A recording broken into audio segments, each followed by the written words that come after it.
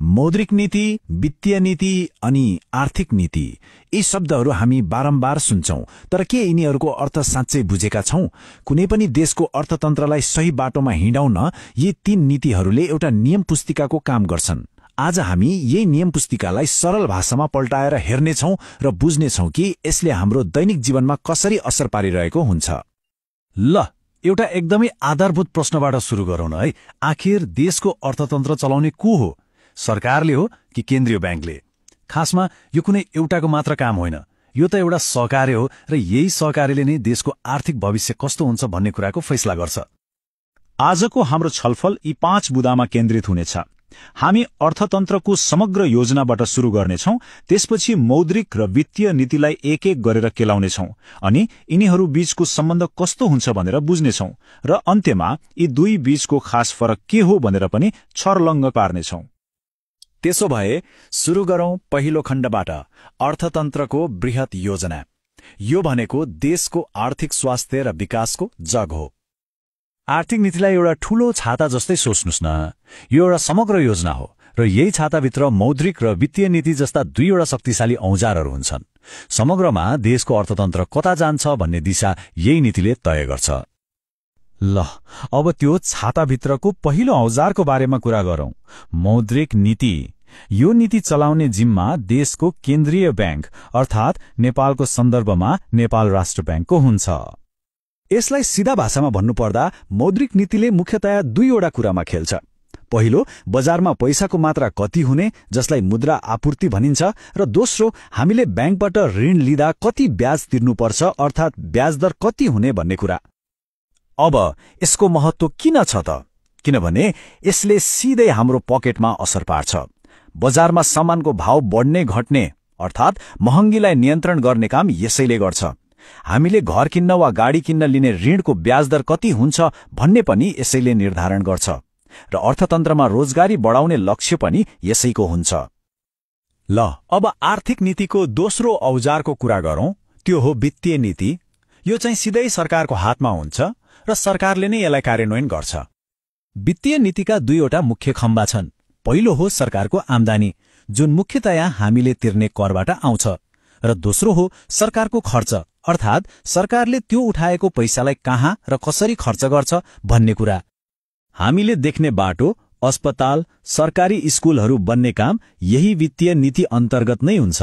आर्थिक मन्दी आएको बेला अर्थतन्त्रलाई फेरि चलायमान बनाउन विभिन्न प्याकेजहरू ल्याउने काम पनि सरकारले यही नीति मार्फत गर्छ।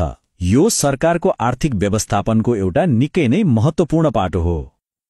अब हामीले यी दुई नीतिहरूलाई छुट्टा छुट्टै त बुझ्यौं, तर यिनीहरूको सम्बन्ध कस्तो छ त? खासमा यिनीहरू एक्ला एक्लै काम गर्दैनन्, बरु एक अर्कासँग गहिरो रूपमा जोडिएका हुन्छन्। यहाँ बुझ्नै पर्ने मुख्य कुरा के हो भने देशको आर्थिक स्वास्थ्य राम्रो बनाउन यी दुई नीतिहरूबीच एकदमै राम्रो तालमेल हुनुपर्छ।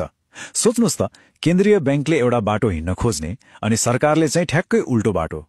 यस्तो भयो भने त अर्थतन्त्र नै अस्थिर बन्न सक्छ नि, होइन र? ल, यसलाई एउटा उदाहरणबाट अझ प्रष्ट पारौं है त। मानिलिऊ सरकारले आर्थिक वृद्धि बढाउन बजारमा धेरै पैसा खर्च गर्यो। यो भयो वित्तीय नीति। अब बजारमा धेरै पैसा गएपछि मानिसहरूको माग बढ्छ र सामानको भाव पनि बढ्न थाल्छ अर्थात् महँगी बढ्छ। हो, अब त्यो महँगीलाई नियन्त्रण गर्न केन्द्रीय ब्याङ्कले ब्याज दर बढाइदिन सक्छ, जुन भयो मौद्रिक नीति। देख्नुभयो एउटाको कदमले अर्कोलाई कसरी प्रतिक्रिया दिन बाध्य बनायो। अब यति कुरा बुझिसकेपछि यी दुई नीतिहरू बीचको भिन्नतालाई अझ स्पष्टसँग बुझ्नको लागि सिधा तुलना गरेर हेरौं। यो तालिकामा हेर्दा कुरा एकदमै छर्लङ्ग हुन्छ। पहिलो फरक कसले लागू गर्छ? मौद्रिक नीति केन्द्रीय ब्याङ्कले, वित्तीय नीति सरकारले। दोस्रो, उनीहरूले प्रयोग गर्ने औजार के हुन्? मौद्रिक नीतिको औजार ब्याज दर र पैसाको आपूर्ति हो भने वित्तीय नीतिको औजार सरकारी खर्च र कर हो। र तेस्रो, जुन एकदमै महत्वपूर्ण छ, त्यो हो समय। मौद्रिक नीति छिटो लागू गर्न सकिन्छ, तर वित्तीय नीति जस्तै कि बजेट वा नयाँ कर लागू हुन समय लाग्छ, किनभने त्यसको लागि त कानूनी प्रक्रिया नै पूरा गर्नुपर्छ।